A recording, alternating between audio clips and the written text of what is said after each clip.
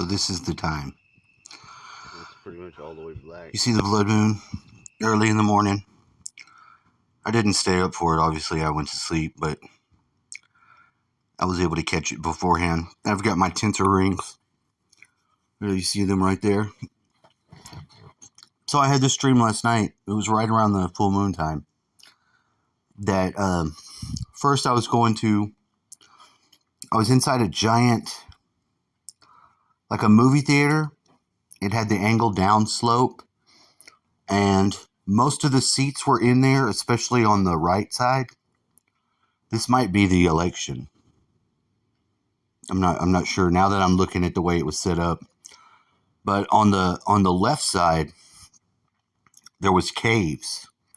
It was like the foam sort of caves that you go into, like in a playscape or something.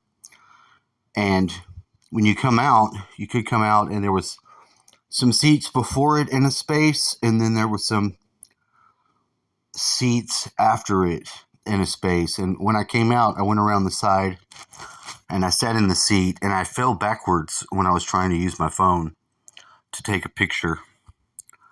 And then later I didn't have my phone, and I was thinking I lost it there, but then I woke up in the dream, realized I was dreaming. But then I had another series of events where I was seeing my ex, and I was with her family for some reason, which I take it to mean that they know that what she's doing is wrong. Because, fuck. I pay my child support, and I don't know where she's at. And she's done this for a while. She's been here, and I communicated with her, but I don't know what's going on with her. Like, even if I was supportive of her relationship because I talked to her ex, because I talked to him, she got all butthurt. I wasn't even talking about her like that. So, I don't know what the deal was, but it was some shit like that, and it was like, well, if you don't... It's like in my dream, I continually thinking that I've got a number for her that I don't have. And I think that I have it. And they'll call me periodically. I mean, like the random phone call from the area codes that we have in Houston, which is 832-713 or 281. I'll get a random number on my phone call from that, which normally makes me call it back. I don't get random numbers from any other area code that I know until I start to wonder if I've got the number or not. And in the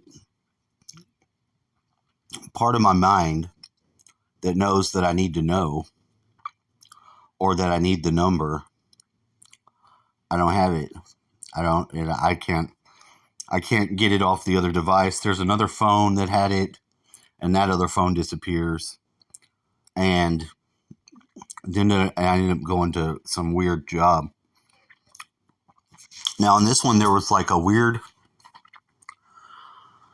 that was driving like an old car that looked like a younger version of, I guess I would say her mom, but it's really her aunt because her mom got killed by her dad. And this lady was driving this red like Studebaker car and was taking us somewhere. And when we got to the place we were going to, which had a nice outside garden, some stuff going on, and there was a bunch of the kids over there, the other like cousins and associated kids of that family. But the lady took off her wig in the house, was completely naked, and started spraying blood out a crack in her head. She had like a line that went across her head from right to left. So again, there's maybe the election symbolism. And it was just spraying blood. It was like, it scared me. It was nightmare-like. I ran outside. I mean, there was nothing you could do. She wasn't dying, but she was like freaking out and going crazy and spraying blood out of her head. Like, I mean, a fountain of misty blood. It was fucking insane. Um, there were some other scenes I can barely remember now, but the last one was the lady back with the wig on and the normal looking clothes, and I had to cross. There was a bridge that had like, it was a thin bridge. It was narrow and it was crossing a big long stretch of water, and that would have went to like whatever was closest to Houston. You know, it wasn't like Galveston. It was more east and more north. Because I know where I'm at, but I don't know why there would be a bridge in this spot. There's not. Yeah, there's boats that come through, but whatever. There was a bridge, and you had to walk across it. But the beams that were holding it up on the top, you had to duck your head. So it's like almost you had to crawl across this bridge. And the lady said she was going to go with me, and then I was like, "No, why? You don't have your car. You don't need to do this." She's like, "No, I have to." And she helped me get across the bridge, and that's when I woke up. And I don't know what that's about.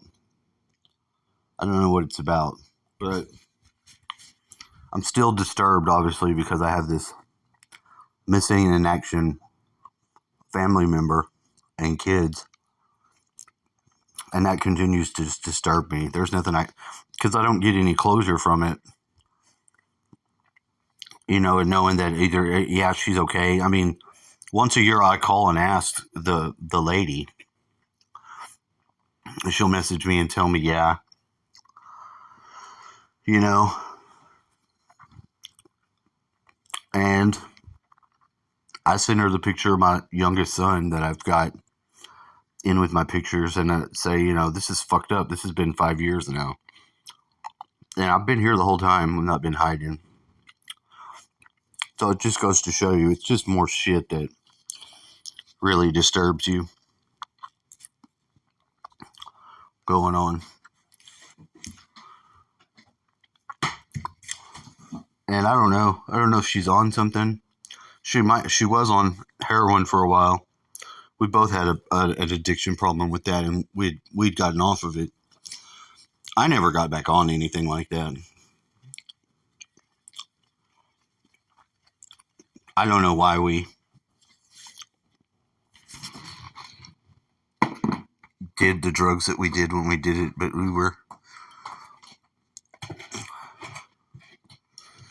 definitely together on that shit. And then when we weren't, we were definitely together on being not fucked up like we were.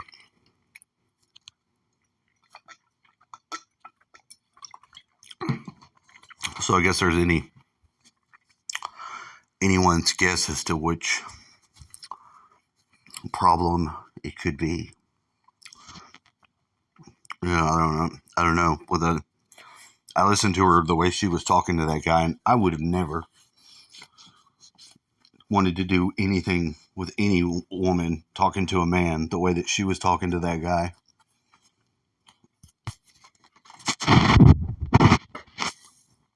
I felt bad for him, but